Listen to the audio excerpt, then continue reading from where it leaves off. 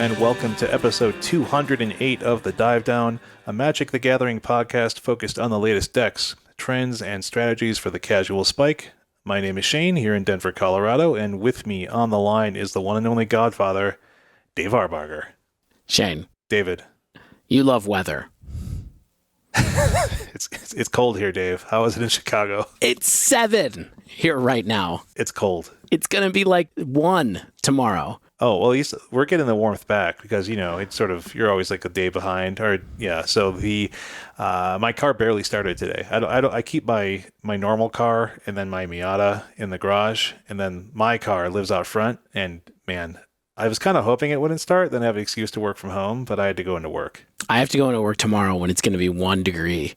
1 degrees. Well, Sky, DarthJacen. Surprise, is also here. Secretly also here from Providence, Rhode Island. How are things in Providence, my friend? It was beautiful today. We went for a nice hour and a half walk. It was 51. What? We're living the dream out here. Apparently we got swapped with, Florida because it's just beautiful this week. 50 in Rhode Island? Yeah, it's wild. Global warming does some funky things. Yeah, messes things up. True or false, it's 50 every day in Rhode Island. Doesn't matter what day of the year it is. It's always 51. Is that true? Not quite. It's not the California 60, but it does get cold. We had our fair share of 32s right around the new year, but no, it's been surprisingly warm on and off. I didn't realize it was so balmy up there. But as you might have figured out, we do have a guest this week. It's Sky, aka DarthJacen, a Pioneer stalwart, writer on Playing Pioneer. Where else do you make content, Sky? Mostly on YouTube and Twitch, as well as you can catch me in my own personal Discord where I shout out a lot of things and answer questions. But for the most part, just YouTube, Twitch, and on Playing Pioneer. Awesome. And we are glad to have you here to provide some of your own Pioneer perspective to temper our mostly modern meanderings. Yeah, and also so we stop going, this card isn't strong enough for modern, so it's probably fine for Pioneer. Do you think people do that a lot when they're reading cards from spoilers? They always go, well, it's just not quite powerful enough, so it's probably good in this less powerful format. Oh, absolutely. I can't tell you the number of times that I'll get that in a stream during spoiler season where it's just, this card's got to be good, right? And I'm like, well, why? And they're like, instant silence. Right. Because it seems good. It seems better than normal. I think it's cool, and it's not going to go in modern anywhere. So they print so many cool cards that just never see constructed play, and that's half the fun of limited. But unfortunately, there's a real barrier to entry to be constructed playable. Yeah, and we will talk about that this week, because on this week's show, we're going to be looking at the remaining cards from Phyrexia All Will Be One, talking to Sky about any cards from last week that you think might have some serious potential there, Sky, and then going over some very likely loose lists of the cards that we like most from the set for both Modern and Pioneer. But first, we have a little bit of housekeeping. We have a new patron in, I don't know if it's Jilak or Yilak, but thanks, Jay, for joining the Patreon. We appreciate you. We have no new reviews this week. If you want to tell us what you think about us, head on over to Apple Podcasts, leave us a rating and review there. If you want to join the Patreon, go to patreon.com/thedivedown, and $1 a week gets you into the definitively discreet Dive Down Discord. Going up from there, get some swag headed your way at $5 a week. For example, you get some deck boxes, you get access to the episode about a day early or so.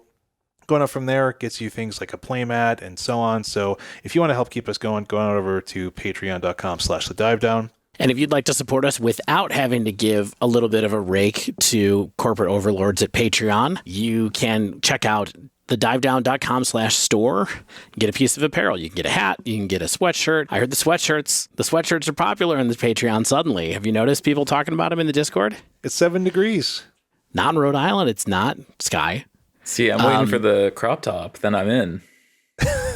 Don't tempt me with a good time. We're going to have a Rhino Boys crop top. It's coming at you. So you can get a Rhino Boys shirt. You can get yourself a hat or the hoodies. As I said, a number of people have commented lately and said, these things are very comfortable. That's a direct quote from someone. Check it out, though. thedivedown.com/store. Mana traders, of course, if you use code TheDiveDown10, you get 10% off your first 2 months of Mana Traders online card rental service. Without it, we would not be able to do this podcast. And of course, our friends at Barrister and Mann, we have a new code. TheDiveDown 2023 gets you 15% off your first order there. And of course, the one without a kickback, Nerd Rage Gaming, our friends over at Nerd Rage, they just give our listeners 8% off their order of paper cards with the code DIVE8. And there is the end of the housekeeping. We did it fast. Record time. We got cards to go through. So many cards. We have cards that we should have talked about earlier and we haven't talked about as well. And so we're going to go through. Well, Dave. Whoa. Dave, Whoa. Why is there a should have? I mean, we got to them. We're getting to them now, in theory. They're not out yet. Yeah. People weren't basing their pre-orders on us. Oh, you know that we're big in the hashtag MTG finance community. People use our assessments as spec all the time. Do not use our assessments as financial advice, please. I would use Sky's assessments as financial picks for Pioneer, because we all know that the Pioneer cards, they really move the needle on the finance. Yeah. So, we went through in mana value order. It still kills me to say mana value instead of CMC, but I'm trying. So we went through a mana value order last week. This week, to make sure that we are going through all the cards that we should to clean up the rest of the spoiler episode, we're going to go through in Wooburg. Good old Wooburg. And so if we're starting with white, that only means one thing, Shane. Yeah. Elesh Norn, Mother of Machines. 4 and a white for a legendary Phyrexian Praetor. She has Vigilance. She has a 4/7 body. And if a permanent ETB, that would be ETB, causes a triggered ability of a permanent you control to trigger, that ability triggers an additional time. So you got yourself a Panharmonicon, and you got yourself a Torpor Orb. Permanents entering the battlefield don't cause abilities of permanents your opponents control to trigger. Yeah, it's these two cards on a body, a big body with Vigilance. 5 mana is reasonable-ish. Yeah, I mean, this is another card that everybody's super stoked about for EDH, of course, because where everybody loves a Panharmonicon, it's even better to have one stapled to your commander, I'm assuming, though I don't know much about it, but... There's 100 cards, Dave. That's how it works. Yeah, I mean, this card is cool, but does it go anywhere in Pioneer or Modern? The only thing I can think of is that you would maybe try this at the top of your curve in a Soul Herder list because, I don't know, you want to flex and have everything trigger even more? Yeah, I mean, it's just too expensive for me. I mean, I love everything about it from the perspective of 4/7's huge, Vigilance is great, but it's just so killable. It has no protections, and it even awkwardly in some formats causes problems like with Croxa Titan of Death's Hunger. All of a sudden, you just have a 2 mana 6/6. Yeah. Like, oops. Perfect. I mean, it's interesting that it's rare that, maybe not so rare, because the removal in Pioneer is definitely different than the removal in Modern. And I feel like very little besides like Terminate in Modern kills this. The Secret Sauce is one of the best decks in the format, being Rakdos midrange, just gets to play Dreadbore, which is pseudo Terminate. Yeah. And you have a smattering of any number of Go for the Throat, Heartless Act, Infernal Grasp, all hit it. And then, like I said, we have Hushbringer in Pioneer, which is a 2 mana Torpor Orb, and that doesn't see any play. So it's tough to have a 5 mana Torpor Orb really stop what your opponent's doing. Whoa. No play? I was playing out of Auras sometimes in the sideboard, occasionally. It did see sideboard Auras play. That is the one place. But unfortunately, since Luris got banned, Auras took a bit of a hit. We've seen green-white a little bit, but even so, it's fleeting. I have my fingers crossed for that because of my boy Skrelv. But we'll see about that in the future. But yeah, I agree. And I think, Shane, you forget that one of the most played cards in Modern is Leyline Binding, which has no problems with this card as well. Boo. So, unplayable. This is nothing. Let's move on to another giant white card. The Eternal Wanderer, 4 generic white legendary planeswalker. I'm going to read all of this. No more than one creature can attack the Eternal Wanderer each combat. +1, exile up to one target artifact or creature. Return that card to the battlefield under its owner's control at the beginning of that player's end step. 0, create a 2/2 white samurai creature token with double strike and -4 for each player. Choose a creature that player controls. Each player sacrifices all creatures they control not chosen this way. Loyalty 5. This card kind of seems like a house to me, honestly. I mean, it's expensive. Like a 6-mana Planeswalker is not something we see all the time, but it blinks a card. If you have some ETBs, you can make that work, or you can get a blocker out of the way if you want to do that. The token is really good. This is maybe one of the best tokens I've ever seen off of a 0 ability. It's up there certainly with like Garruk making a 3/3. This is a 2/2 double strike that's pretty impressive. And then finally, it cataclysms, essentially, kind of, for creatures. Yeah, I mean, what's interesting about the +1 too is like I kind of just read it as like a flicker wisp, but what's cool about it is it's that player's next end step. So you can get a pretty good amount of time of holding your opponent back. Where you're like, hey, I'm going to blink something on your side of the board. You're not going to get it till the end of your next turn. So they don't get to block with it. They don't get to attack with it. They don't get any kind of value out of it. So that's a pretty cool, like, little extra line of text there, or a little extra word there. Yeah, I mean, I think this card's very powerful. It's one of the more objectively powerful cards we got in this set. I think there's been mono white mid-range decks in Pioneer that use Yorion, Charming Prince to sort of keep the blink train going. And so you get a lot of value out of that +1. Even if it's delayed, getting a Yorion, whenever you get a bonus Yorion, is always good. But my biggest issue is that it's almost always going to be a control card. And the -4 kind of, it looks really good.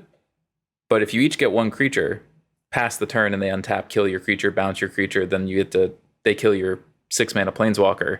It's a little bit awkward. So I think it's very objectively powerful, but I'm worried a little bit where it would actually end up. Yeah. I mean, you had written in the notes, Sky, that Elspeth's Son's Champion doesn't seem play, which is a good card too, and I actually, funny enough, this card came up earlier this week because someone on our Discord asked us to post our favorite 5+ drops, and mine was Elspeth's Son's Champion. I do think this card is maybe a little better than that one because the token is so good. But of course, Elspeth makes 3 tokens, right? Yeah. If I remember right, for a plus. So I don't know. It's a huge army in a can, yeah. Yeah. It's a cool card, though. I think that the secret thing that makes this card potentially be able to be workable is that no more than one creature can attack it each combat. Because not only does it make a really powerful token, it also constrains the ways that your opponent can try to kill it with creatures. And I think that is interesting for sure. But yeah, maybe not for either one, or maybe this is the kind of card that's like a one of in your sideboard when you're a mono white mid-range deck, as you mentioned, maybe be seeing some play that it comes out of the sideboard when you need to go bigger. But I don't know if it's not going to be a 4 of anywhere for sure. Yeah, I mean, I think the most interesting situation with this is how well it pairs with the Wandering Emperor.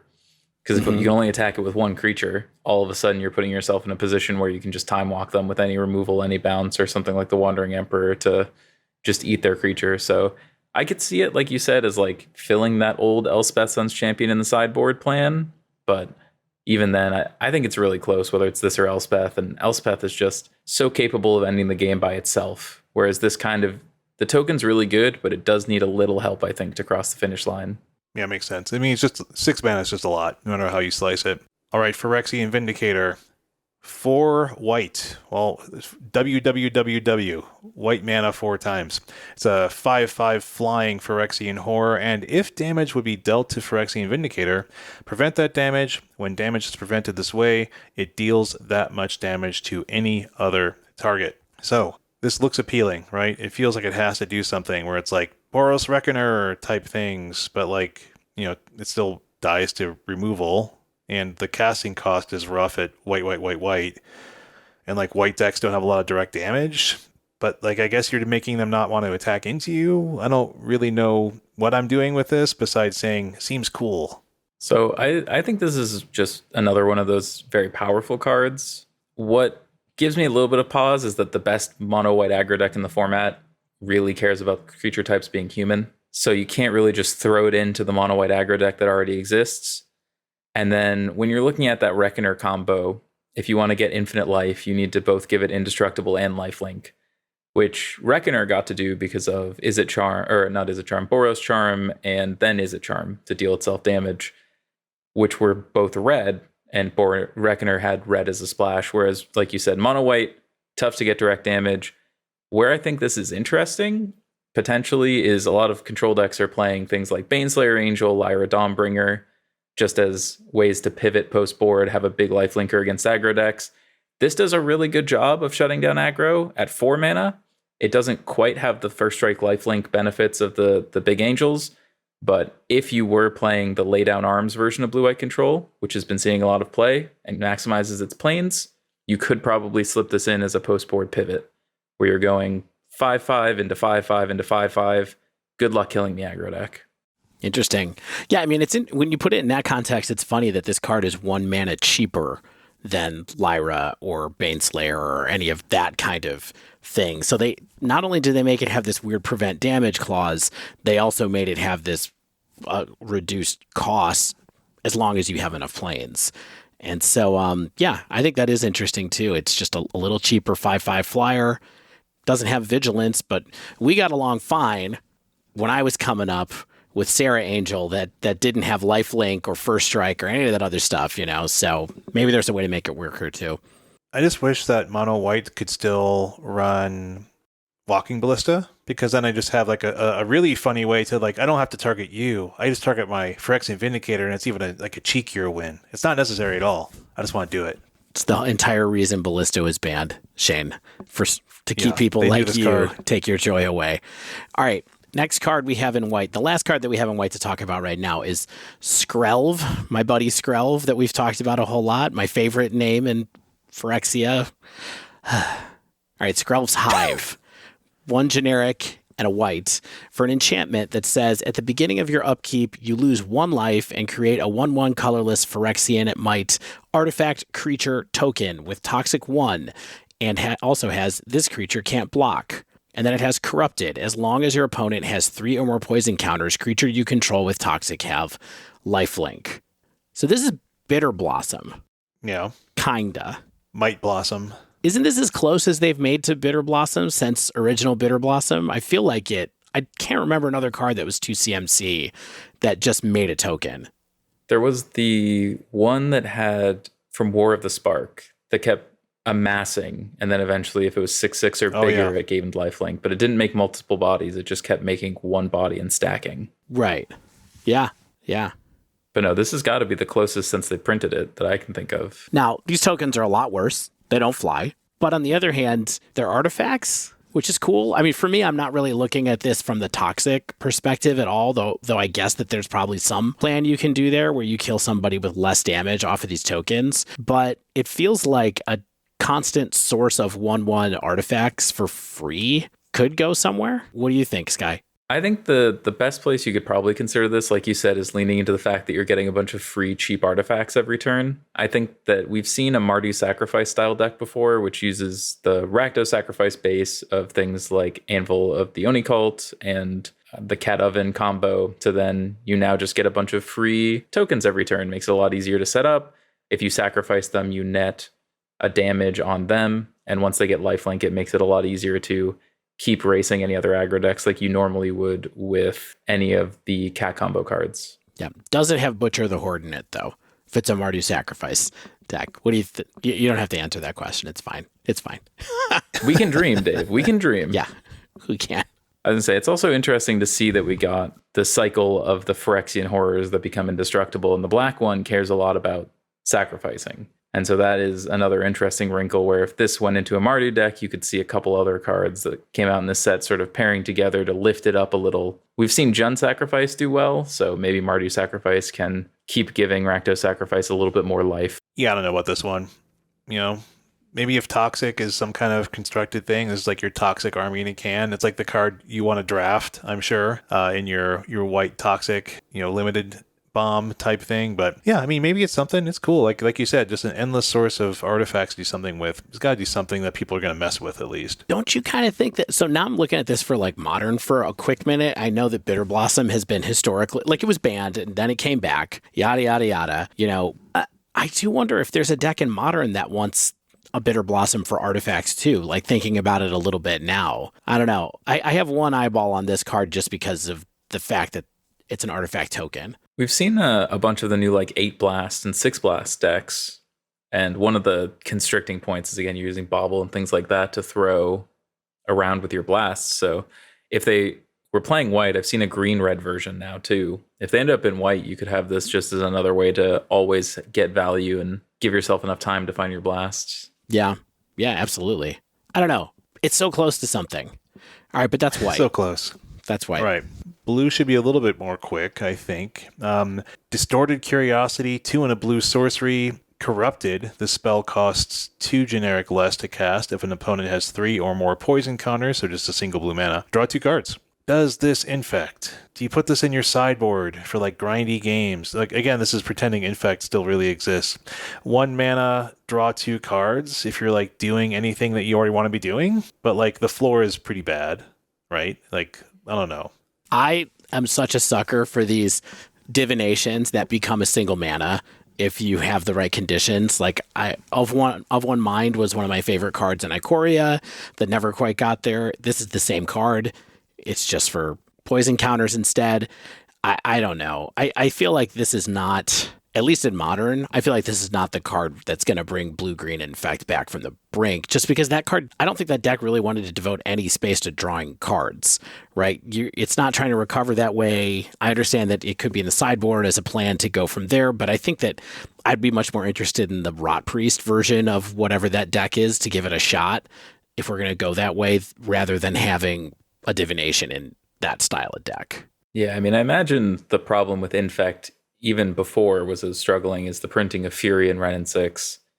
It's just too hard to always keep your things alive. And luckily, in Pioneer, those cards don't exist, so we can maybe look at it through the lens of older Infect, where it was playable. And one of the first things I brewed up with the set was a Toxic deck using blue-green, sort of, Sultai style. And the interesting thing about this card to me is that it just should always be turned on in like turn 3 or 4, giving you a little bit extra fuel. But even so, if you're trying to rush the game, get it over, is this really giving you enough velocity to end the game? Or is it just sort of drawing you into more cards because you've already struggled to close the game out? Yeah, I think it's a great question. I do think the thing that's interesting about this in context with Toxic instead of Infect is that you can't play pump spells in the Toxic deck, right? So it's like, what am I going to do that's not creatures in that deck? So maybe one thing is really efficient card advantage, good access to good counters. We probably won't talk about Bring the Ending, but that's the mana leak-esque card that turns into a hard counter if they have Corrupted.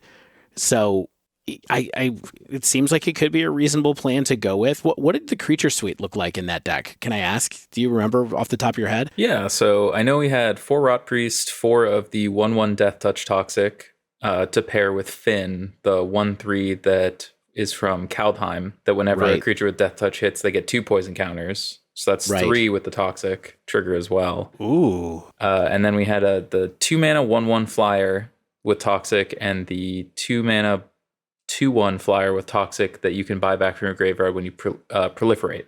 Yeah. So that was kind of the angle we were looking at. Is do you go more proliferate, or do you play the 8 corrupted cards, the counterspell and the divination, along with spell pierce and other protection spells, play Protect the Queen?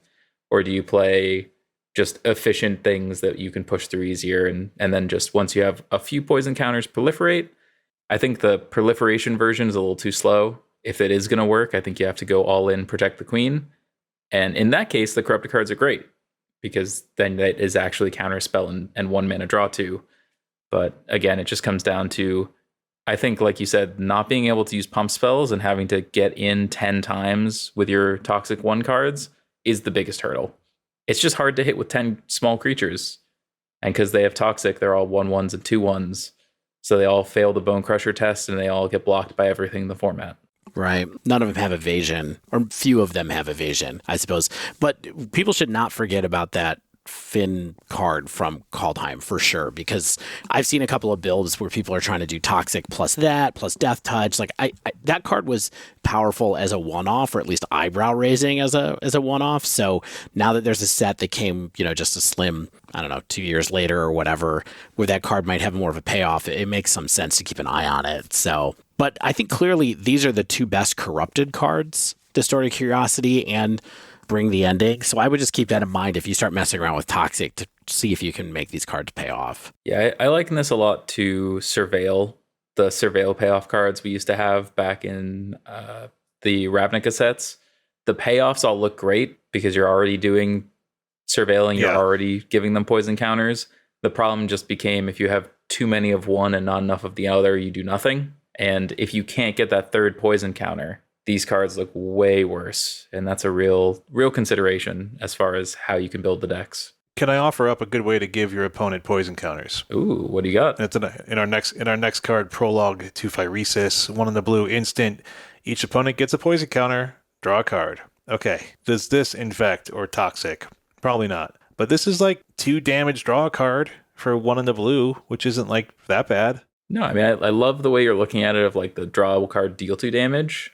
That was a really interesting way for me. And there's this and another card that pair well at 2 mana. It's an Anticipate that proliferates for 2 mana. And those 2 cards to me were the first things I kind of looked at for those non-combat damage ways to give infect. And I think you definitely have to put them in those toxic decks because, like I said, at some point you're going to get shut down on the battlefield. If you don't, you win anyway. But having these non-combat ways to give infect or poison counters is very nice.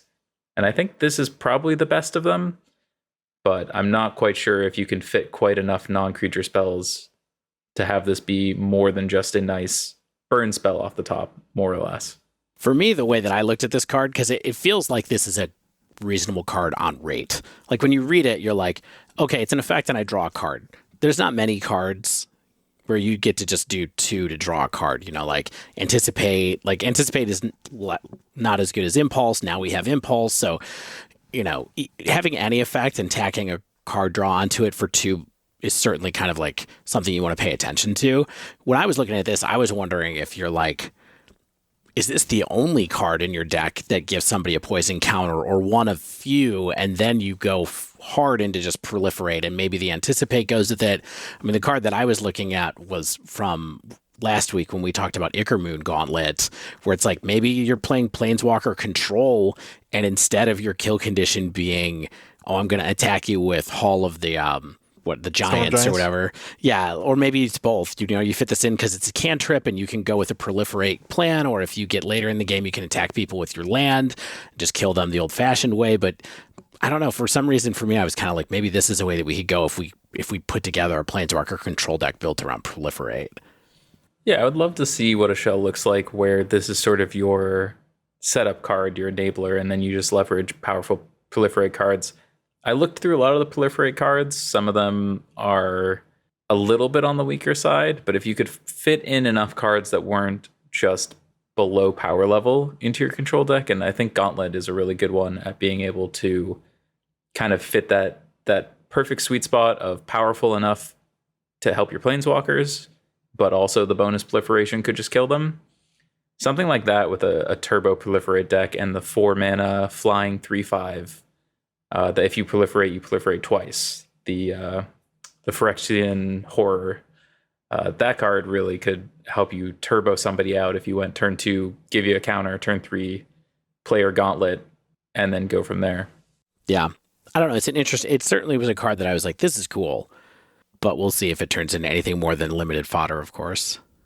I wish it targeted one of your creatures so that it worked with the Rot Priest. I don't know how it would target something, but it draws you to a card hexproof that targets your Rot Priest, Shane. Yeah, let's do it. I love it. Sky, why don't you read this next one? I feel like this is your card. Sure. So we have Mindsplice Apparatus, which is 3 in a blue, artifact, flash. At the beginning of your upkeep, put an oil counter on Mindsplice Apparatus. Instant sorceries cards you cast cost 1 less to cast for each oil counter on Mindsplice Apparatus. So the big thing with this one to me is, to quote Brian Gottlieb, freeze for me. I love cards that reduce cost. You want to look at the history of wilderness reclamation in Standard and Pioneer. Even in Modern, I've seen it pop up in the past. And then you look at Fires of Invention. This has a little bit more of a restriction. It can't just come down on 4 and be free, but you get to play it on your end step on 4 and then immediately get a counter on it. So to me, it's one of those cards that if you're playing a flash style deck, you just instantly start getting better value. And if you build your deck around instant sorceries, like we said, you play these cards like Prologue to Phyrexia. My goodness, that is a word to pick out. That's a tough word. Yeah, if you're playing something like that, you're just drawing cards for 1 mana, giving, in fact, you can play impulses for 1 mana, and it continues to scale from there. I think the limitation on instant sorcery is the only thing that could be a little tough, but you also get the benefit of being able to proliferate the oil counters to rush the cost reduction effect. So you can start playing some very big things very early for much cheaper than you should. Since you're kind of focused on Pioneer, what do you think are the instants and sorceries that you would be trying to target in Pioneer with this? If you were to cost reduce a big instant or sorcery, where do you think that list starts? I think you always got to just start with the X-Spells. We got 2 new ones in the Blue Sun's Twilight and the White Sun's Twilight for blue and white, as well as, depending what colors you play. Historically, you can play green with this. You get the green Twilight, things like Sphinx's Rev, cards that sort of don't see any play because mana doesn't scale that well in Pioneer. If all of a sudden you only need 4 or 5 mana to draw 6 cards because you've just been sitting on this card gaining value, it's a lot more playable. I also think that it's one of those cards that even if we can't put together a shell today, it does end up in that little space in the back of your mind of, that's a 10 mana instant.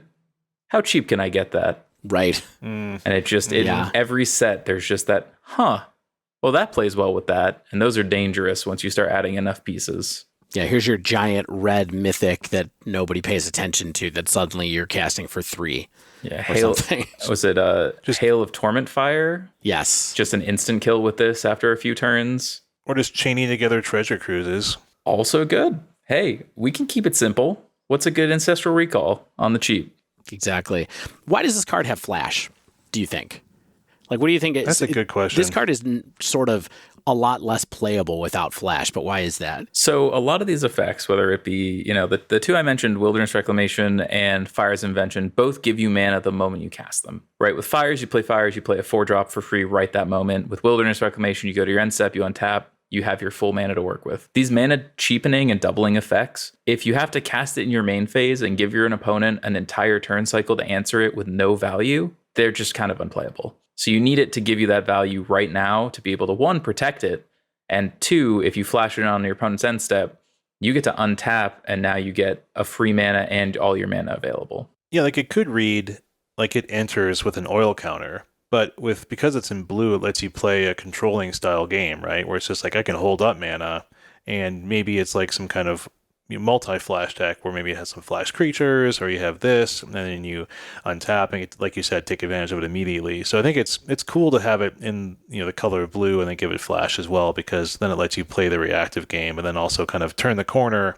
and then get a good mana advantage ramp going. Yeah, like you said, I think without flash, this card is borderline unplayable, but flash keeps it in that place of I get my value right away, I'm interested. Yeah, and then since we've talked about Proliferate a lot, and we haven't really gone back to it, but we're about to leave the area of the set that maybe has the most Proliferate in it. There was another set in Pioneer that had Proliferate as a mechanic that maybe not too many people are remembering, and that is War of the Spark. Actually had a bunch of cards that had Proliferate on them, including 2 flyers that when they deal combat damage to a player or planeswalker, you get to proliferate. One of them costs 2 mana. It's called Grateful Apparition.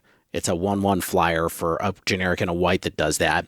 I mean, that's basically Thrumming Bird, right? We actually got Thrumming Bird in this set too. Correct. Yeah, we got Thrumming Bird too, and then you have this one called Guild Pact Informant that is a 1/1 that does the exact same thing, but it costs an extra generic mana because it is a fairy rogue and it's a blue card. And then we have Thrumming Bird as well. So if you wanted to do some creature-based flying proliferate stuff, you probably could load up pretty heavy on those if you wanted to. There's even a card in War of the Spark called Contentious Plan that I forgot about, that the text is just a single generic and blue proliferate, draw a card. That's all it is. That's a weird one. Yeah, it fits perfectly in that you've now upgraded to give them a poison counter, but if you want to proliferate, you have that option already built in. There's also 2 more creatures from that set. One is a 2/2 for 2 and a blue that whenever you cast a non-creature spell, you can proliferate. And the other one's a 3/2 for 2 and a green that when landfall, proliferate. And then you have Karn's Bastion, which is a colorless rare land that also can be 4-tap and proliferate. So these are a lot of sneaky options depending on how you want to build these decks with proliferate. There's a lot more tools than you'd expect coming into a set that seemed like it was the first one. But like you said, Or the Spark gave a lot of sneaky tools.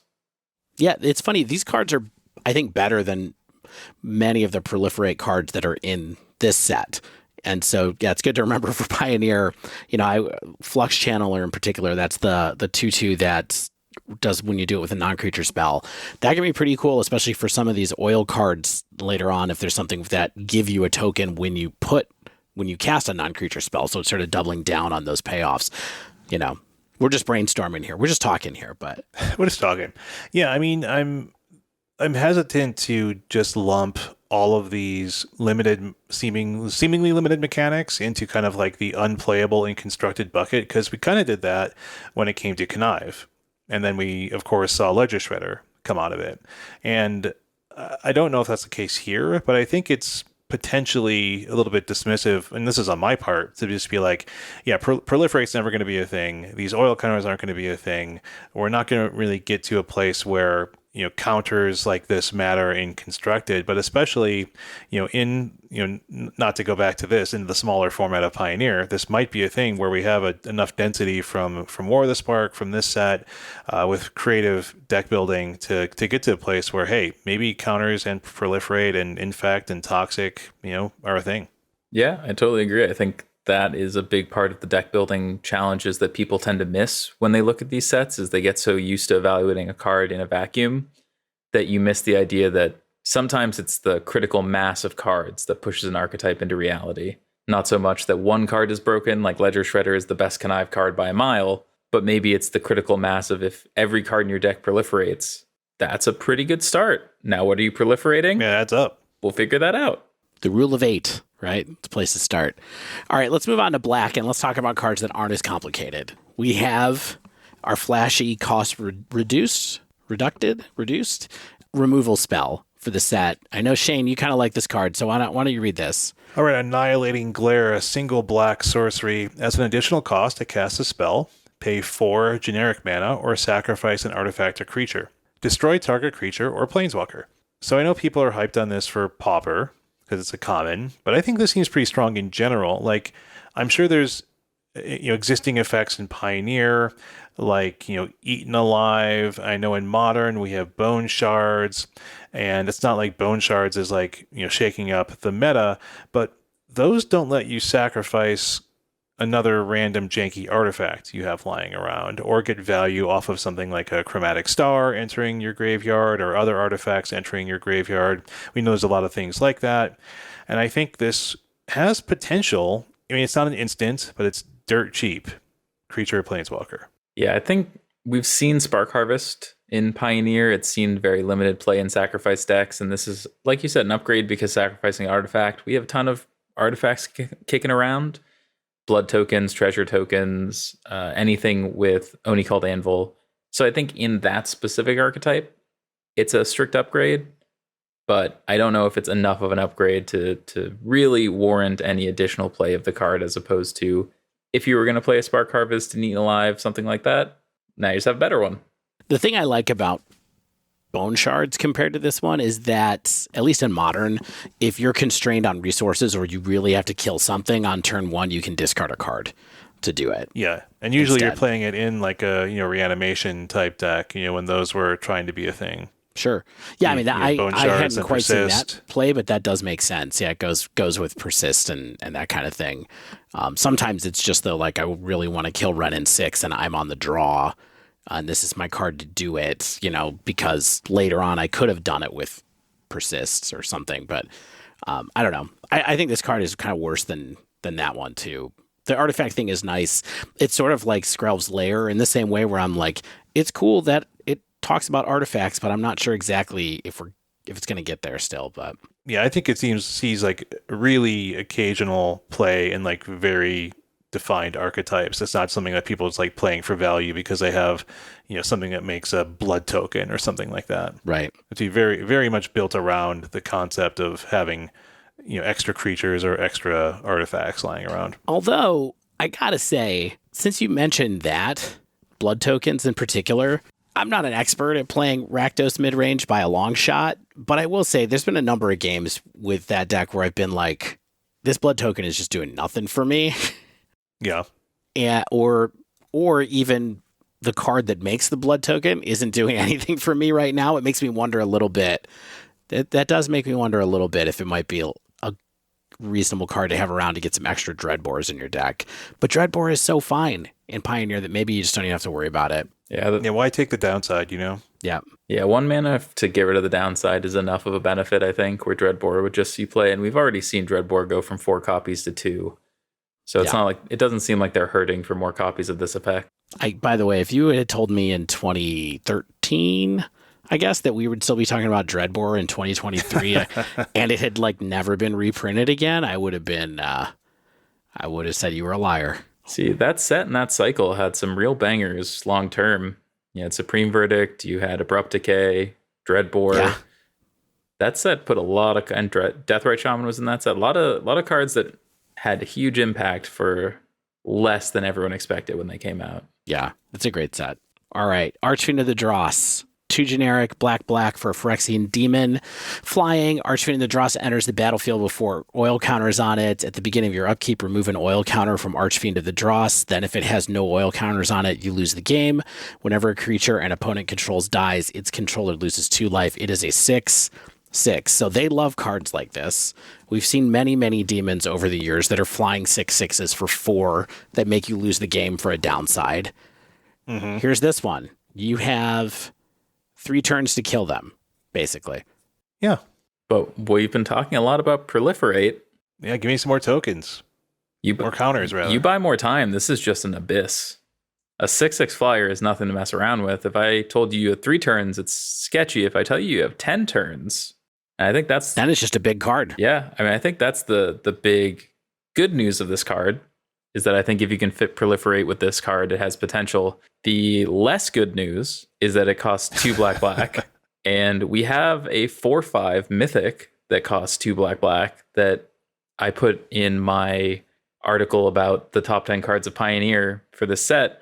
Sheoldred has just made all 4-drop black cards irrelevant because this is not better than Sheoldred, and you can't overload on 4s, unfortunately. What if I told you that reading your notes in here, Sky, for which you wrote down, I completely forgot that Sheoldred was a 4 CMC card. I constantly, in my brain, think it's a 5-mana card. Even after knowing that that's why it's so good, I still can't get over the fact that it's 4. At 4 mana, it's incredible. At 5 mana, I think it would even see some amount of play. But yeah, it is, every once in a while, you get that card that just invalidates 1 slot on the curve.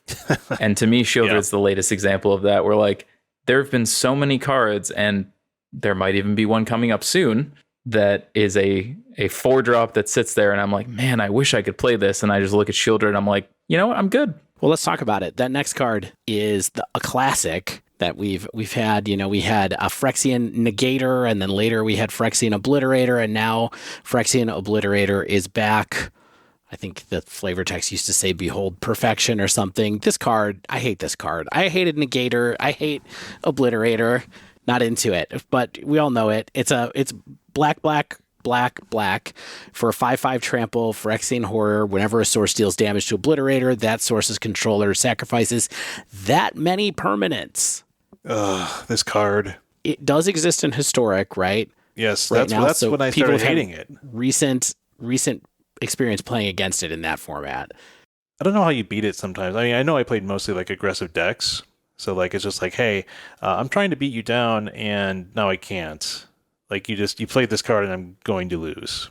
Yeah, I mean, to me, this is one of those cards that just absolutely brick walls every aggro deck, is the bane of their existence, and does nothing against anybody else.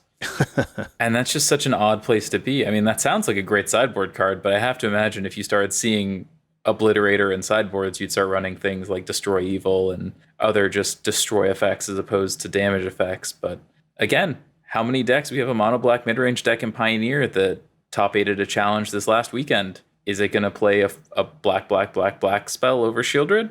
I would doubt it.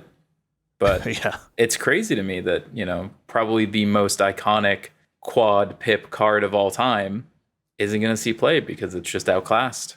Yeah, I mean, Obliterator and Liliana the Veil are hanging out somewhere together, just crying on each other's shoulders, I suppose, because that's another thing I couldn't believe. We can talk about that some other time, but I still can't believe that card can't make it in Rakdos midrange in Pioneer either, but it basically doesn't. Yeah, it's just the nostalgia bar. They're hanging out saying, once I was great, and now they're just looking up at Sheoldred and Graveyard Trespasser and wondering what happened. That's pretty much this podcast. Me being like, once I was great. Shane, you can't cut this next card. Okay, fine. I think this card is good. Okay, behind the scenes, peeling back the curtain, I just struck through the next card, Sheoldred's Edict, because I didn't think it was good enough. It's 1 in the black instant where you choose one of 3 modes. Each opponent sacrifices a non-token creature. Each opponent sacrifices a creature token. Each opponent sacrifices a planeswalker. So we have it's a versatile instant speed Edict, and it has flexibility, but is it good enough? So here's what I think it's good. I actually think this is pretty good for Modern. I don't know about Pioneer. When I think about it, and maybe I'm just totally off it here, but I think that the 3 different modes are so useful for something like Death Shadow to have access to potentially, because you do have a hard time killing resolved planeswalkers. You do have a hard time with something like Cauldron Complete before you can get Death Shadow online, because it can attack through all of your guys. You can't kill it, really. And then sacrificing a non-token creature is just, maybe that's good, maybe that's not good, but it depends on what situation you're in. But I do think it's such a precise tool that I think there are some black decks that would want to have access to this card to help them with problematic permanents. And it's the creature token thing and the planeswalker thing that really make me wonder if this is usable out of the board. I like the idea of it. It has so many, like you said, it has unique functionality, which is always really nice when you have like a similar effect in Edicts. They all sort of do the same thing, but now you can play this one that does almost the same thing, but a little bit of a wrinkle in it. I think it's interesting. I think the biggest problem is just going to be, how often is it that you're facing down 2 of a type of a card you need to answer? And anytime that happens, these effects are going to be very tough. So I think it's got that usability, like you said. Hitting an early planeswalker is great. Hitting a specific threat is really great. I just don't know if it adds up to a full card's worth of worth, just because 2 mana sacrifice a permanent is always a little scary if they're able to manipulate the situation and play around it. Yeah. I think it's fair. I part of the reason I like this a little more for Modern than Pioneer, though, is just because of the massive, mana is so constrained in Modern, where it's just kind of like you can have these really precise tools in that format that sometimes you won't get to turn 5 in Modern, right? So the chances of you having 2 of a single permanent type that is not useful to you once you bring it out of the board, at least anyway, I think is a lot worse in Pioneer than it is in Modern, just because the games don't go as long. And so there's less time to build up that kind of a board. But that's fair. My first thought on it is just like looking at something like Murktide, where they might just have a DRC and you're trying to hit their Murktide. Yeah. And things like that get a little awkward. But if you're able to customize the situation and deal with those other threats, it can really be effective. Dave, what is this one you've added since I've looked at the notes? So I added a different cost reducing removal spell, Rebel Salvo. Rebel Salvo deals 5 damage to target creature or planeswalker. That permanent loses indestructible until end of turn. Maybe just have Cauldron Complete on the mind, but this is a card that I was looking at as something that you could play out of Hammer in potentially a new-ish kind of red-white, blue Hammer build that kills Cauldron Complete and also has reasonable utility against other cards and also gets planeswalkers, which you don't have a ton of ways to kill in that deck. But thoughts? So my first thought kind of aligns with yours, for like Hammer or red-white Stoneforge style decks, or we had the Fervent Champion equipment style decks all benefit from this. I think the general game plan of this card was that it hits, I believe, all of the Phyrexians that gain indestructible. So that's sort of like the way to clear those off once they've used the activated abilities. And it has some other nice hits, like you said, Caldra's a big one. Old school style Hazoret used to be another good one, things like that. But I think those style decks will get a lot of value out of it. I'm kind of looking at it as like, without the affinity for equipment, how good is it? And 3 mana deal 5, we've seen it see play before. But if we can always get that to 2 mana, deal 5, I'm a lot more interested. Yeah. I think for Modern, this has to be 1 mana or 2. I mean, it certainly has to be 2. You really, really want it to be 1. And you always have a chance out of Hammer in particular that you're going to have a Hammer plus something to be able to do. You have a Hammer plus a Nettle Cyst. You have Hammer plus your Shadow Spear.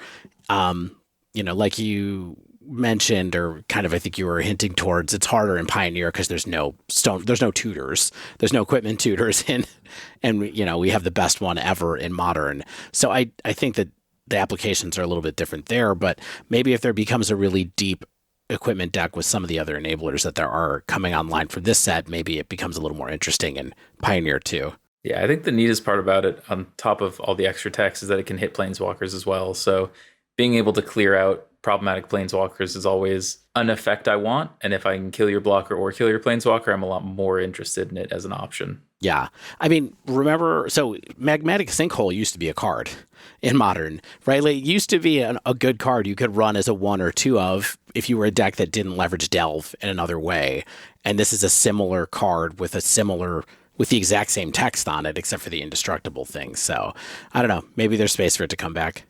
All right. Next card on here is another red card that I liked, which is Furnace Punisher, 2 generic and a red for a Phyrexian Warrior. It's a 3/3 with Menace, and it says at the beginning of each player's upkeep, Furnace Punisher deals 2 damage to that player unless they control 2 or more basic lands.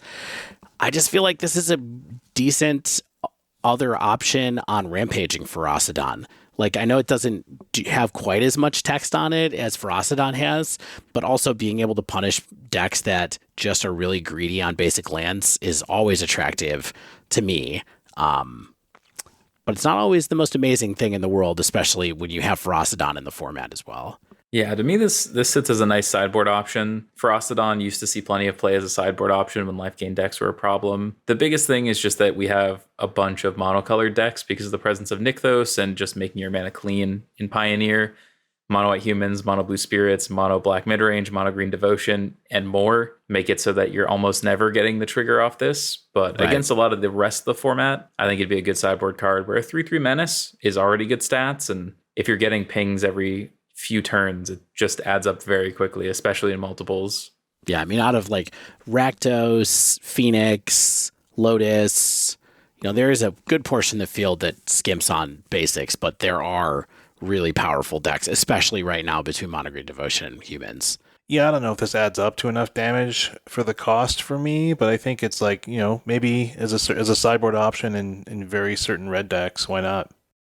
Man, Dave, you went ham on these red cards. All will be 1, 3 red enchantment. Whenever you put 1 or more counters on a permanent or a player, all will be 1 deals that much damage to target opponent, creature an opponent controls, or planeswalker an opponent controls. Yeah, so this card is weird when you read it, but the reason that I put it on the list is just there are 3 different infinite combos with this card in Modern right now. That just, if you get this into play with one of these other permanents, you just kill your opponent. So one of them is Quest for Pure Flame, one is Talon of Pain, and the other one is War Elemental. They're all things that when you do damage to an opponent, they get a counter on them, which means if you have them in play with all you will be 1, then that counter going on Quest for Pure Flame, for example, will then trigger all will be 1, which will then trigger Quest for Pure Flame, and they'll go back and forth and kill your opponent immediately. So I don't think there's like a real must do with this, but this is going to be something that your friends that are really into brewing, or certain content people that are really into brewing, like Evert, are going to try to figure out how to do some fun with. So keep an eye out for that. But yeah, just an interesting card that it makes these infinite loops. Yeah, I mean, I think my word for word comment looking through this was, I can't wait to see what Spike brews with this, but I'm not sure we have the tools in Pioneer. I'm not sure we have the tools in Modern. Like, how are you going to search up Talon of Pain to go with your all will be 1 that you ramp into? I'm sure there's something, but we'll see. All right, let's go on to green. All right, green. Cankerbloom. 1 in a green for a Phyrexian fungus. 3/2. Pay 1 generic mana. Sacrifice it. Choose 1. You destroy target artifact, destroy target enchantment, or proliferate. So this is a pretty simple one. It's likely better than Outland Liberator in Yawgmoth sideboards. because proliferating can be really awesome in that deck. Like, I'm not like a Yogg player, but I don't think you're winning a lot like flipping your Liberator, but I think you are getting a good number of games where proliferate buys you a lot of value. And that's that. That's my summary of this card.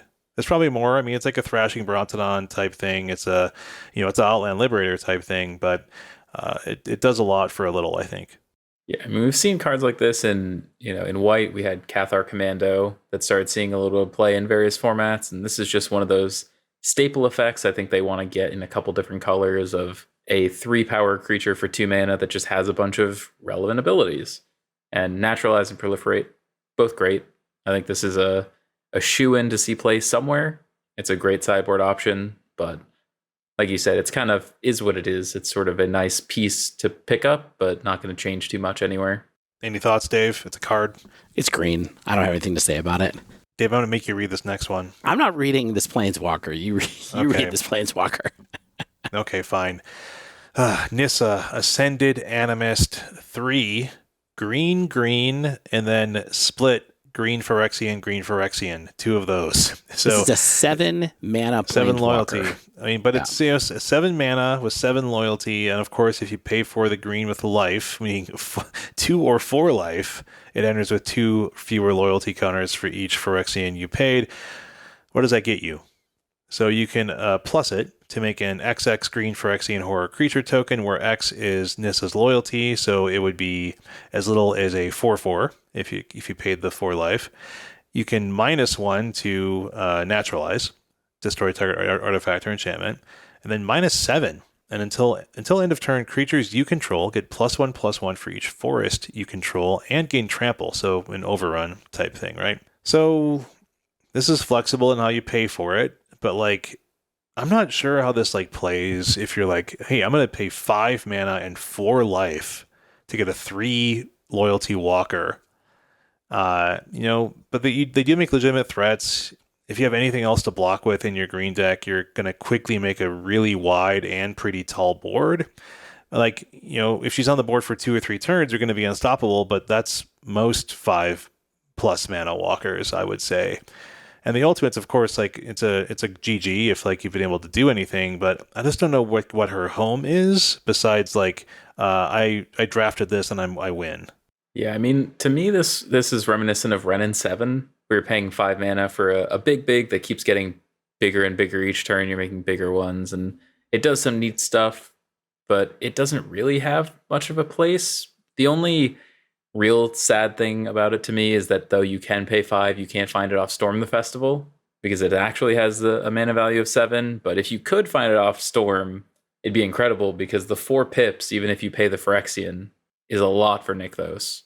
So if you're paying 5 mana 4 life and you net 4 mana back for it, that's definitely interesting. But I don't know if green needs another odd planeswalker to just throw it over the top again.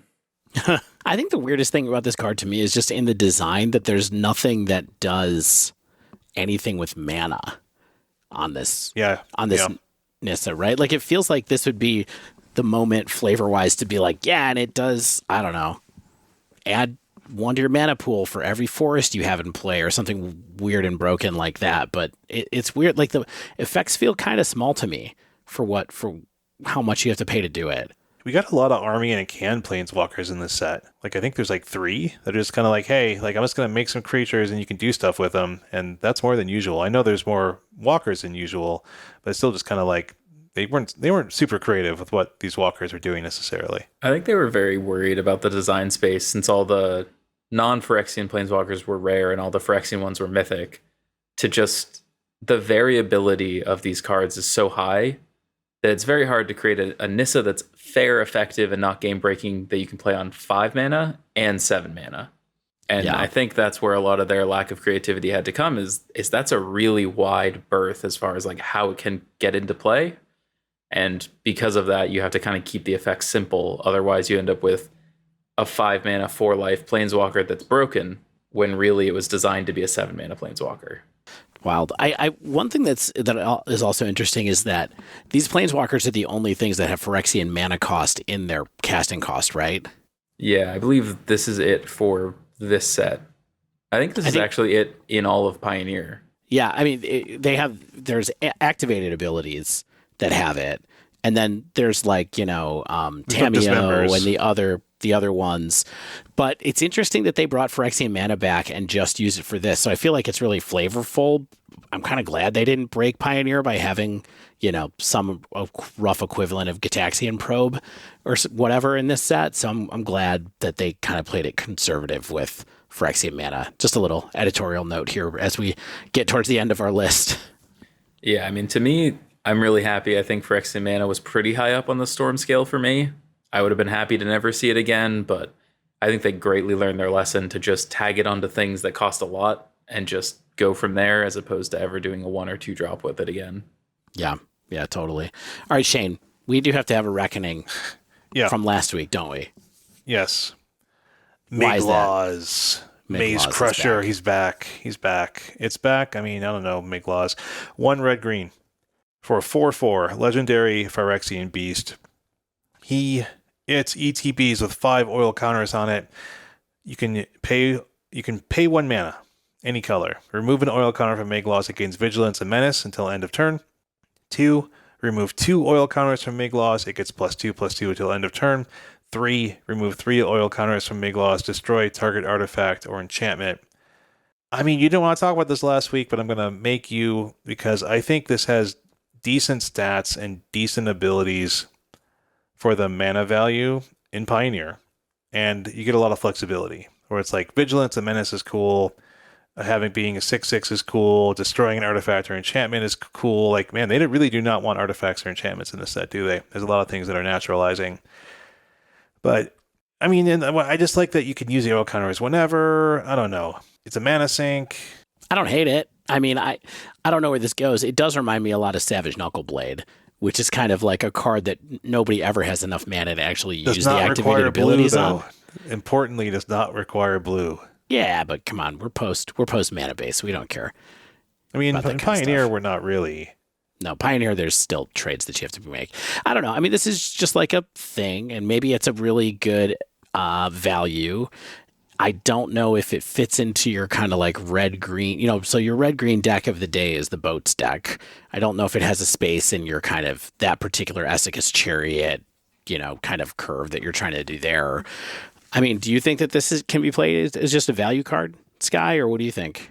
They've played a 2-mana 3/3 value card before in a similar slot where it's just like overrate and green and red, so you play it and it has some value. I think this is similar because it can crew Chariot, it can crew Sky Sovereign. It does have some neat effects. So I think if it was going to have a home, it'd be vehicles as like a 1 of or maybe a 2 of to try and just like get a 4/4 on 3 mana is just great. But you already have Lovestruck Beast, which is a better 3 mana play. Yeah, Lovestruck Beast is absurd.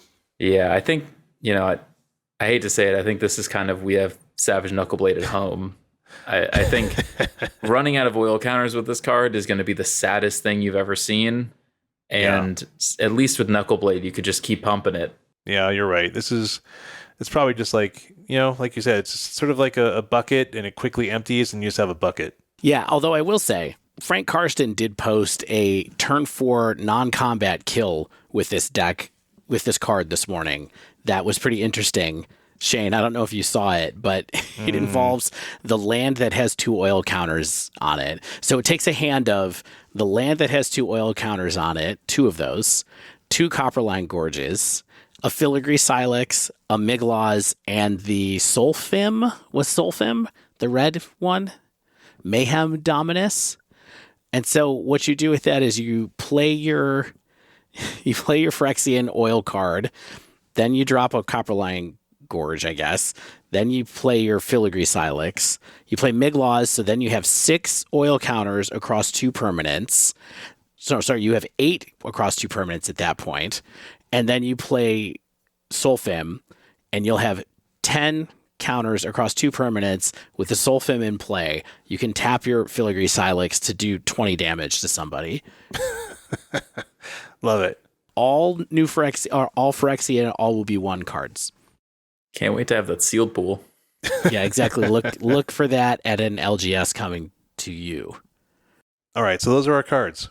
Not too many bangers on this this round. I feel like these were all cards that I was excited to read, and then we got into talking about it, and I was like, yeah, I don't know about these. Actually, the more I've been looking at this set and prep for this episode, the more I kind of came to the conclusion that I feel like this set has some synergistically powerful cards. Yeah. But it's missing the like objectively powerful cards. The ones like the Okos, the Uros, the Omnas, where you kind of look at them and you go, oh, that's going somewhere. Like power level, that's just good enough. These cards are all like interesting and they fill roles. Nothing that really jumps out and just says like, I need to buy 4 of this card tomorrow and it's going in every deck. Yeah, and that's a really good point because it's like, I think there's we're going into our top list next, and I think there's some cool cards there, but they're all like things that you're going to try to build around, or maybe upgrade existing strategies, or like they have a shot in certain existing archetypes that like maybe they make it better, but we have to test to find out. There's like one card that I think I'm really curious in that we'll get to later that I think like you could make an entire new deck around, or part of like an entirely new deck, but we'll see about that. Here's my suggestion. I would love to hear, since we talked about this a lot last week, Shane, I would love to hear Sky's list, top 5, top whatever number of cards from the set that you're thinking about. And then I'd just love to, let's just talk a little bit about Pioneer, and then maybe Shane and I can kind of fill in with whatever doesn't get picked up from our own personal lists of bad cards that we're interested in. Sure. Sounds good to me. I did cheat a little on top 5. And top we all do. We all do. Yeah. I threw all the fast lands in together. I feel like every set that we get really awesome lands, it's sort of just like we can put them off in the corner. We all know they're good. We all know they'll go in decks, but they don't need to take up too much time. But this is really important for Pioneer, right? Yeah, we saw how good a deck like a Tarka Red was as soon as Carplusian Forest got printed, and Angels got a big upgrade with Brushland. We're still at that part of Pioneer's development where mana is generally good, but in 2-color aggressive decks, it's actively worse than everything else. And this kind of sews this up. This is like the last thing we were missing. We have now all of our check lands, all of our shock lands, all of our fast lands, and all of our pain lands.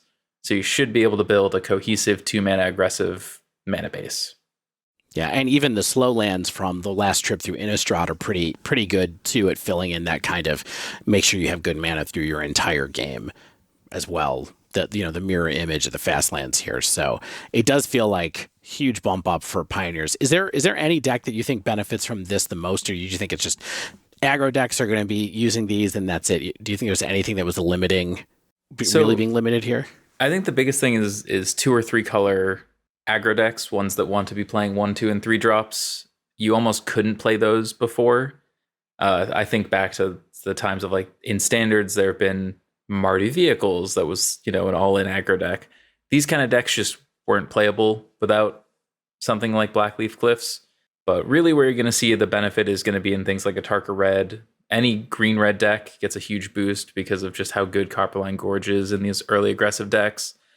Darkslick Shores is the one that's probably going to have the least impact for most of the time because it always is.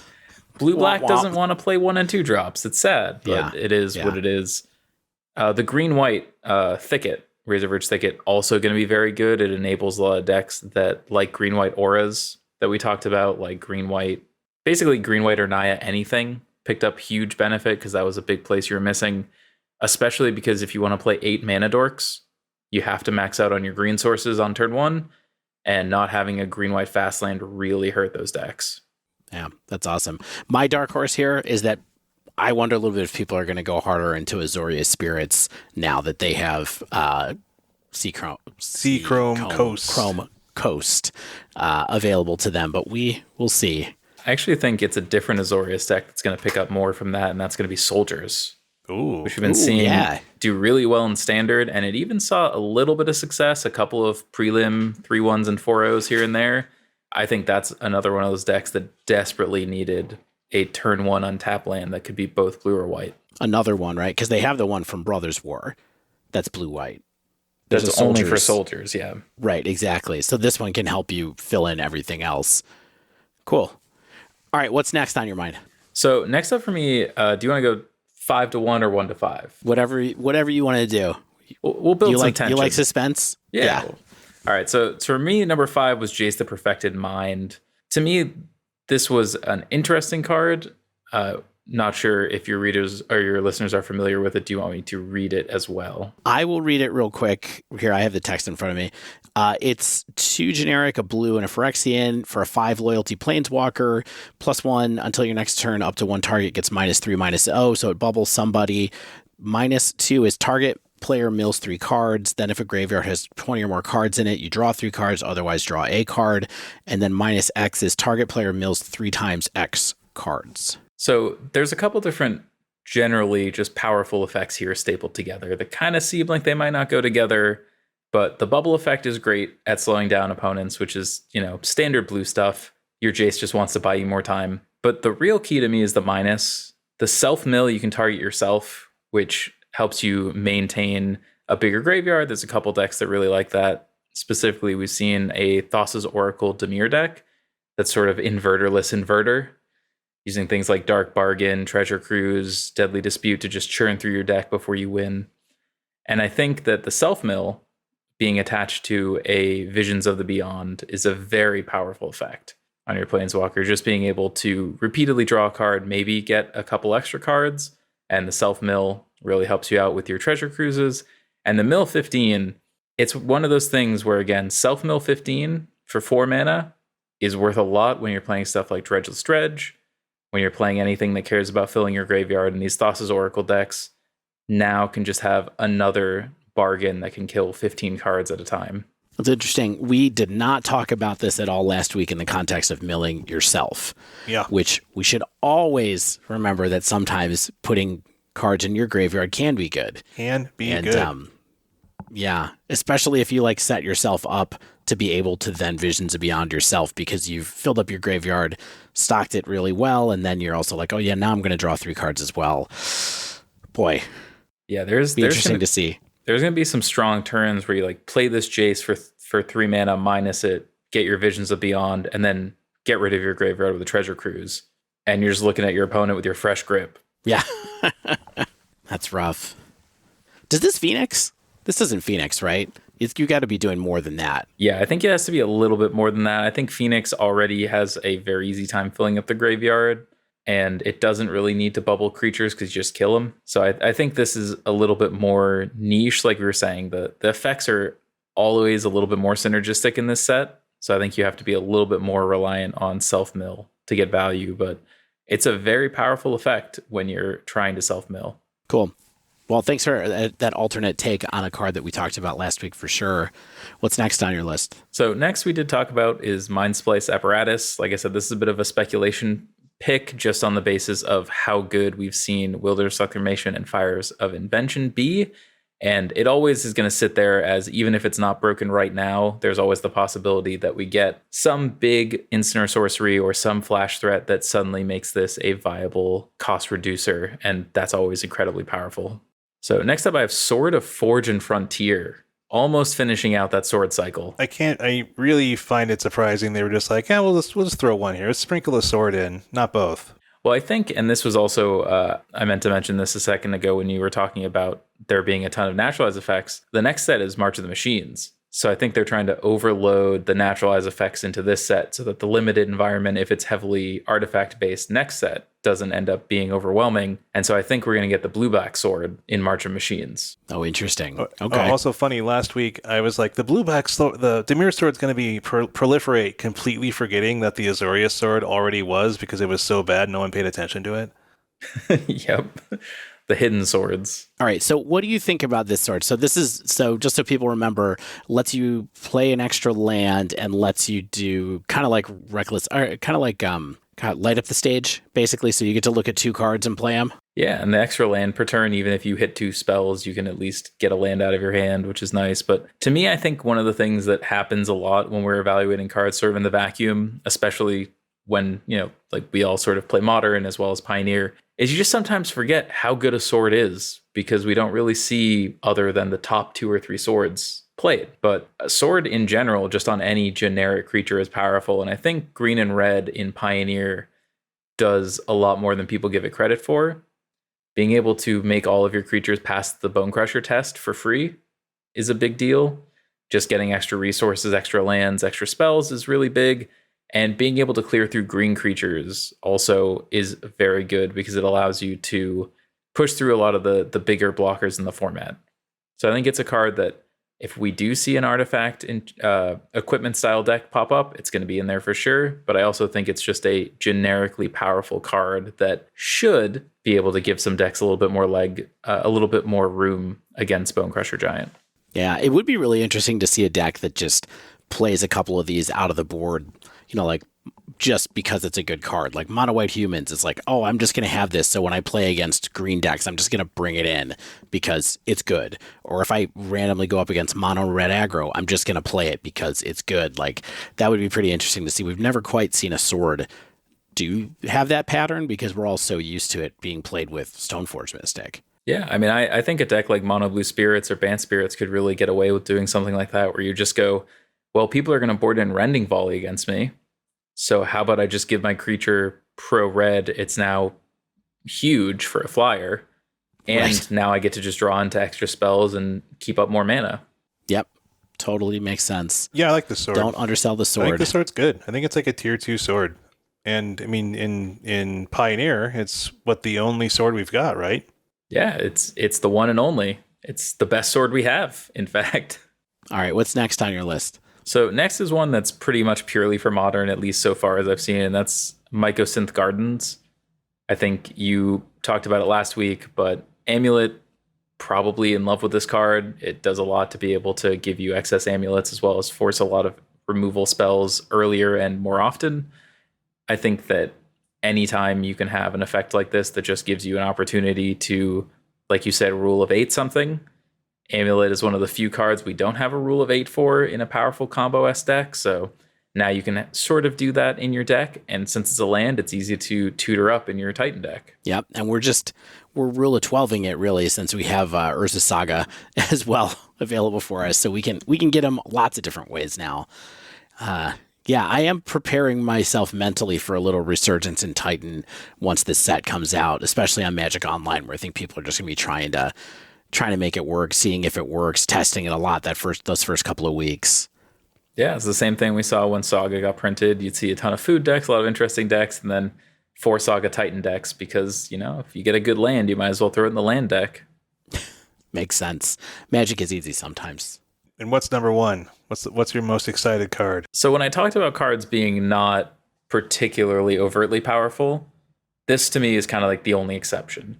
That's Tyvar Jubilant Brawler. Yes. So for me, Tyvar, it is begging to break something. It's a 3-mana Planeswalker, which we already have tons of examples of being the most pushed point you can realistically get in Pioneer as well as in Standard. It already helps pay for itself because your Mana Dorks can be untapped with its +1. If you play Mana Dorks after you play Tyvar, they can tap immediately.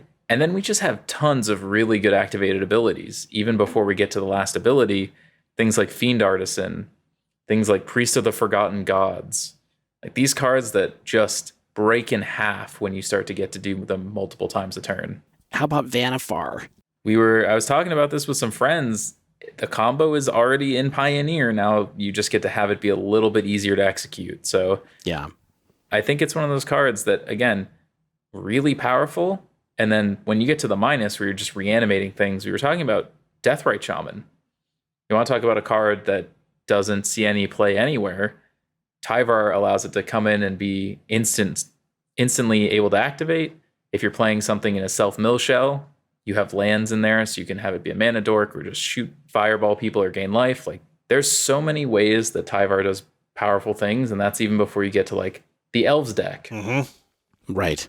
Where it seems like it should just go no brainer, of course. Yeah. Oh yeah. Well, even if when you're in Modern, you have even higher power level of Elves, but even in Pioneer, we have Circle of Druid Dreams, which taps to make mana for each creature you control. Well, now you get to tap it immediately, or you get to tap it twice. And you want to talk about having a lot of mana. That thing gets out of control fast. I mean, I like Tyvar as well. Like I'm really hyped about it. And I think one of the things that people complained about during the Heliod Ballista combo days of Pioneer was that essentially at any time you could just win. Is if you had the ability to get an extra counter on Ballista and maybe, after turn 4 and stuff like that, like you just had to live in fear of Ballista Heliod combo. And Tyvar does something similar, in the somewhat fragile or, really fragile right now, the old Devoted Druid combo type strategies in Modern. And with Tyvar on the battlefield, if it sticks around at all and it's on the battlefield, you're just like, crap, like I can't tap out. I am just living in fear of a Devoted Druid hitting the battlefield, or even if I do remove it and I don't remove Tyvar, they just get it back out of the graveyard and they're doing it again the next turn. And that's just puts a lot of fear into people and creates so much false tempo, to quote Jerry Thompson, in your gameplay, that you can do a lot while they're avoiding your combo and you're just kind of getting value in other ways. And I think Tyvar is just a really rad card. I think it's a real winner, and I really like the overall design because, like you said, it's not 3 mana absurd, it's 3 mana build around me. Yeah, I think Tyvar to me is head and shoulders above everything else in the set. I think it's got so many combos in Modern and Pioneer that are both clean instant win combos as well as just value combos. And I can't stress enough how good a card like Teferi, Hero of Dominaria, is because you get mana back. Tyvar gets to do the same thing where you just untap your dork that you used to cast it. Turn 1, play a dork. Turn 2, play Tyvar, untap it, play another dork, and you're off to the races. Yeah. The more I look at this card, the more I think that it's the best card in the set. I think that it's at the top of my list as well. It's not the card that necessarily I'm personally the most excited to play, unless it makes Vannifar good. Then get at me.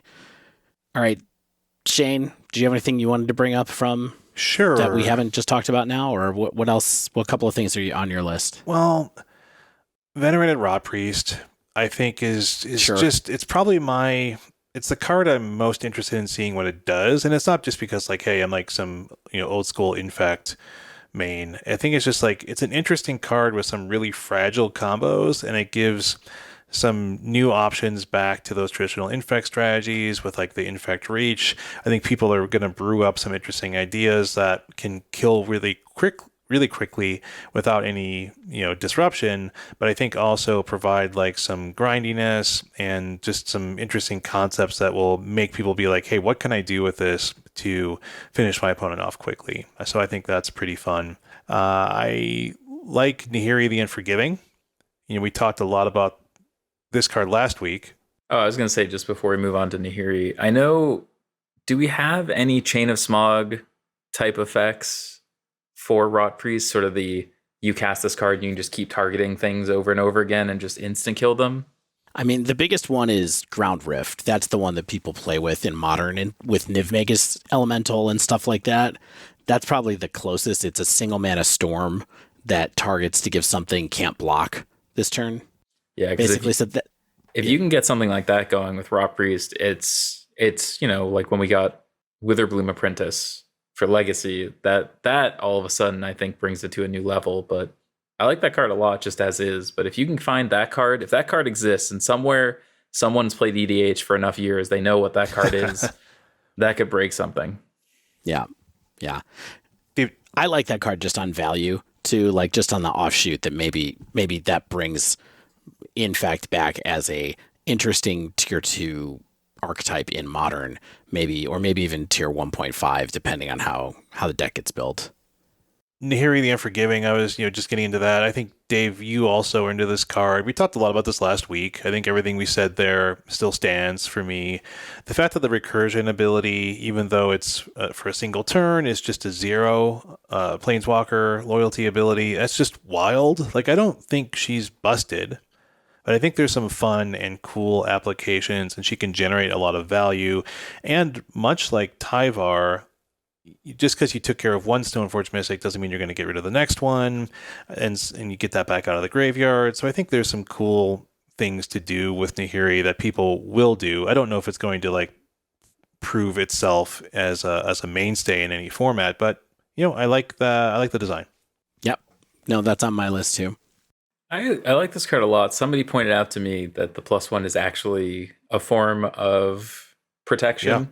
that I'd missed the first time because it forces you to attack them. It attacks yourself instead of the Planeswalker. Yeah, there's a lot of text on this card, for sure. Yeah, I missed that the first time, and that's definitely a little bit more interesting for me. I understand exactly why they chose less than loyalty instead of less than or equal to. I know, it Oh yeah, sucks. Fury and Had they- Solitude's back immediately. Oh yeah, even in Pioneer, the big one is Greasefang. Oh yeah. You can't recur Greasefang on turn 3, which is the problem. If you could, it'd be much better, but you have to pay 4 mana to do it, which we already have Sorin and Can't Stay Away that are cheaper. Yeah, exactly. Yeah. And then last card I want to talk about, I was kind of hinting at this earlier, and Dave, you convinced me. Capricious Hellraiser. Okay? Yeah, you're taking it in a very different direction from what I was thinking about, but I think it makes sense. This is the card I think that people could bank new deck ideas around. And this is primarily in Pioneer, and it's not because the power level of Pioneer, it's the increased power level that Treasure Cruise brings you. Okay? So and Dig Through Time in this deck. These aren't decks I really want to play, but I'm dreaming of something where you're filling the graveyard. It's some kind of control strategy, and then you can cast Capricious Hellraiser. There's other cards that you might. What are some of the? I know there's some cards that can get stuff back out of the graveyard in Is It, I believe, and so you cast this card with the ETB trigger on the stack. You dig through time, delve away spells you don't want.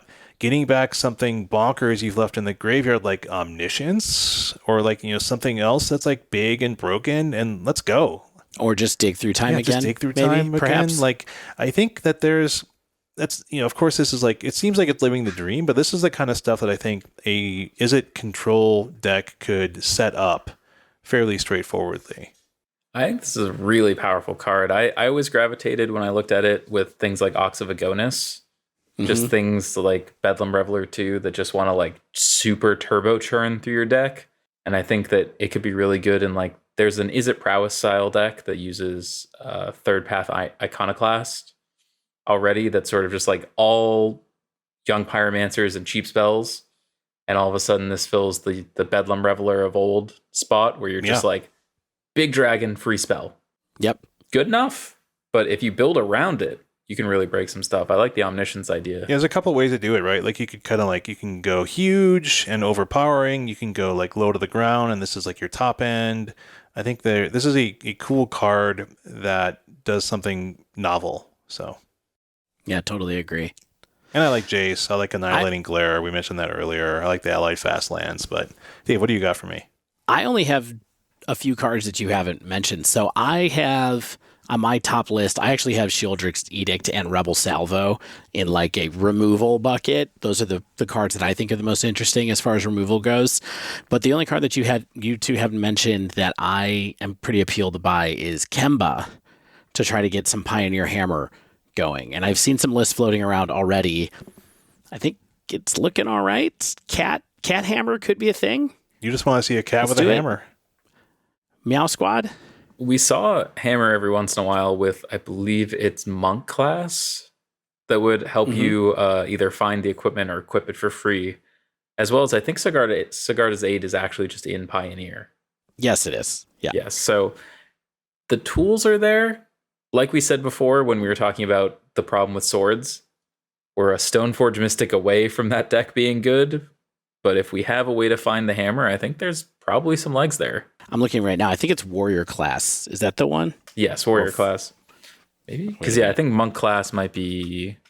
It's Fighter class. When Fighter class enters the battlefield, search your library for an equipment card, reveal it, put it in your hand, shuffle it, and then level 2 is equip abilities cost you 2 less to activate. So there might be something with that, but having it as a tutor is a pretty good thing as well.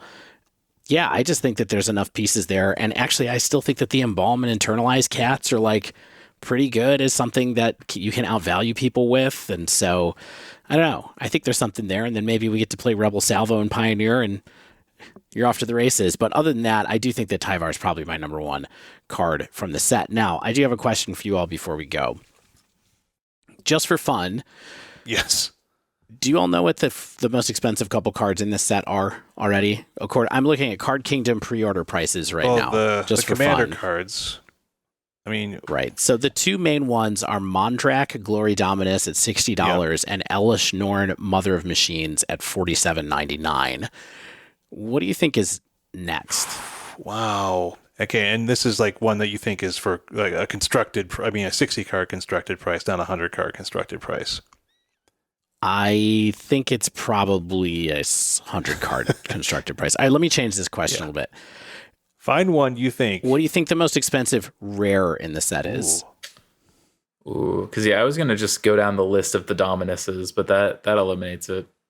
Pre-order prices is 12, 13, 14 mythics lead the leaderboard from Card Kingdom. So it's one of the first times I can remember basically every mythic being worth more than any of the rares. But there is one rare that's at the top of the heap. Okay, well, I just sorted by rarity. Oh, you know what I bet it is? Just quickly glancing, Encroaching Microsynth.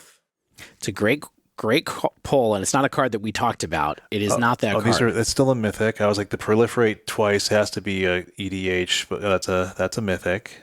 Okay. I don't know. Ooh, what about Conduit of Worlds? Oh, that's a good card too. It is Venerated Rot Priest. Oh, wow. People are really into it, huh? $12.99. I didn't think people would be that high on it. I didn't think so either, but surprise. And then the next most expensive rare, of course, after a few more mythics there, is Mycosynth Gardens at $8.99. Oh, yeah. I'm so glad that's rare. By the way, Tyvar, in case you're thinking about trying to pre-order it from Card Kingdom, one of the only cards that's sold out at $6. See, I was betting $5. Yep. Yeah, I'm surprised it's that low given how much hype I think it's getting, but it is already out of stock. It's one of the only cards that's already marked out of stock that makes me think that they know that it is going to be moving around. I love some of the arts. He just loves punching. Just loves to punch. He just wants to punch. Why? Well, it's so funny. He's just out here killing Tybalt. Good for him. Someone had to do it. Sky, it's been awesome having you on. Give us a little self-promotion. Where can people find you on the internet? What kind of things you're doing? How can they support you and your work? Yeah, of course. Thanks so much for having me, guys. If you want to see more of me or read more of me, generally, I got lucky. DarthJacen is not a particularly popular name everyone was fighting over when it came to usernames. So you can find me on YouTube, Twitch, Twitter, all of those places at DarthJacen. And I write plenty of Pioneer-specific guides, articles, and think pieces over on Playing Pioneer, usually putting out a handful of those every month. So those are the main places. And then I also have a personal Patreon that I'm looking to revamp in the new year. As with everybody else, my New Year's resolutions of getting everything in order has slowly slipped into February, but better late than never.